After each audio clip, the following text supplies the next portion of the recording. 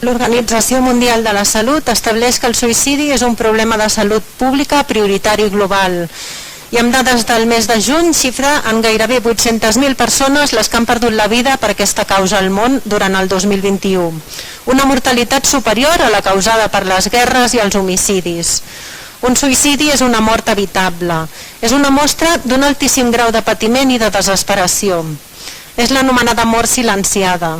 És essencial informar i sensibilitzar la ciutadania per millorar la seva prevenció, com s'ha fet amb els accidents de trànsit, el consum de drogues i alcohol o la sida. És important garantir el coneixement i l'accés de la ciutadania als recursos existents, de salut mental, sociosanitaris, associacions i plans d'acció a totes les administracions.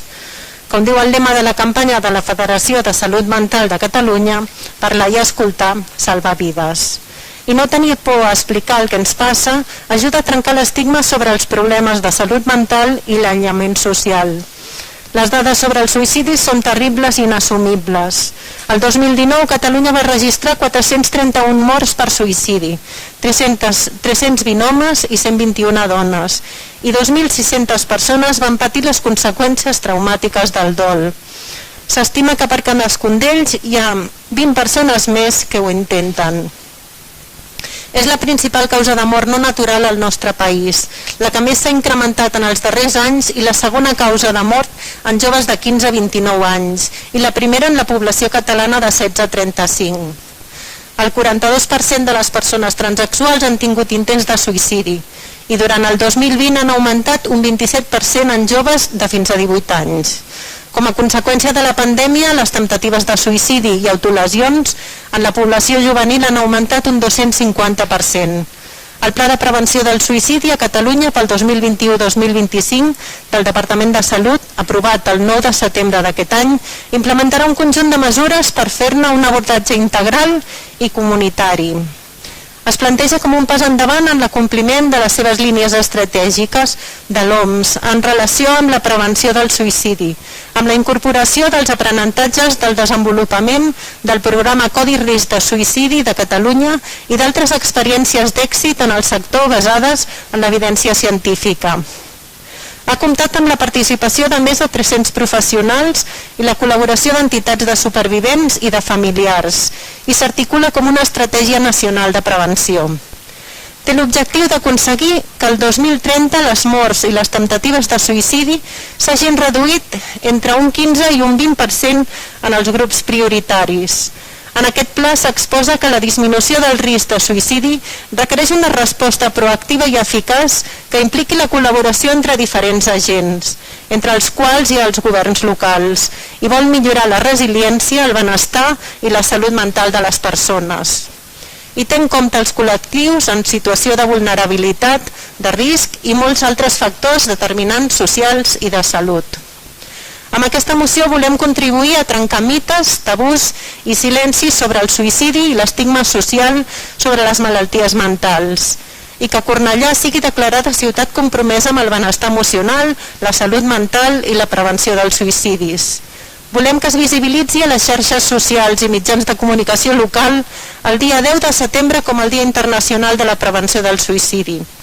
Que es desenvolupi el Pla de Prevenció del Suïcidi de Catalunya coordinadament amb el Departament de Salut i que es reclamin els recursos necessaris per portar-lo a terme. Que es creï una campanya de conscienciació, sensibilització, informació i formació en l'àmbit de la salut mental per l'erradicació dels estigmes socials que encara arrossega. I que es realitzi una campanya concreta de prevenció del risc del suïcidi a tota la població.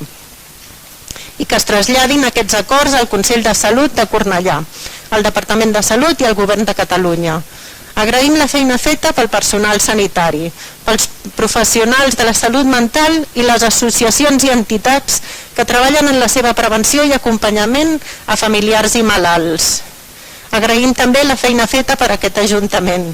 I demanem que es voti a favor d'aquesta moció perquè és una proposta que treballa pel bé col·lectiu i per la millora de la salut emocional del nostre municipi i la prevenció del suïcidi. Gràcies. Agraïm les intervencions i la preocupació compartida sobre la salut mental, la necessitat de treballar en la prevenció dels suïcidis i de trencar els estigmes i els tabús sobre aquest problema de salut pública. Compartim la idea que s'ha de seguir invertint i augmentant la despesa en salut mental. La Generalitat fa anys que treballa en canvis estructurals i profunds en aquest àmbit i una mostra n'és aquest pla de prevenció del suïcidi. Fa poc en una intervenció s'ha demanat que es faci un pla, doncs el pla és aquest que s'ha presentat el 9 de setembre i és un pla de prevenció del suïcidi i que adopta coneixements de l'Organització Mundial de la Salut i de 300 especialistes que hi han estat col·laborant i d'altres entitats. Pel que fa als recursos, recordem això sí que la inversió en salut pública pateix, com tota la sanitat pública, un infrafinançament crònic i que, malgrat tot, la despesa en salut mental ha anat creixent en els darrers anys.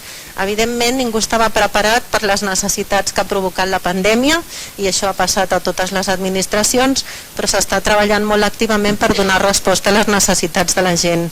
I una resposta és aquest pla que s'ha començat a implementar. S'ha dit també que nosaltres ens vam abstenir a una moció que parlava sobre salut mental. Nosaltres ens vam abstenir a aquesta moció perquè es deia que la Generalitat no estava fent res i es parlava de deixadesa de funcions. I com dic, compartim que falten recursos, però sí que s'estan fent moltes actuacions i a la mateixa moció del mes de març ja en vam detallar algunes, com la inversió en salut mental de 458 milions d'euros al 2020 i que s'estaven definint impulsant 3 programes de salut mental a la comunitat amb dotació de recursos.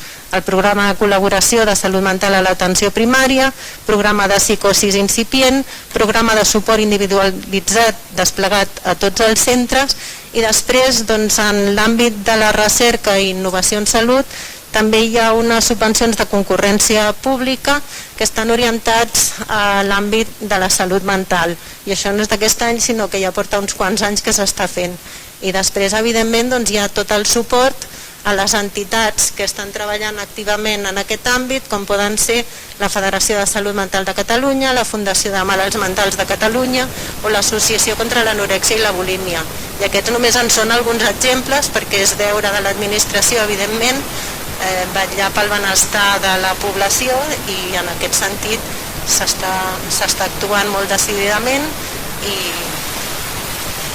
com deia, agraïm totes les manifestacions que ens han i el suport i la preocupació i res més, moltes gràcies.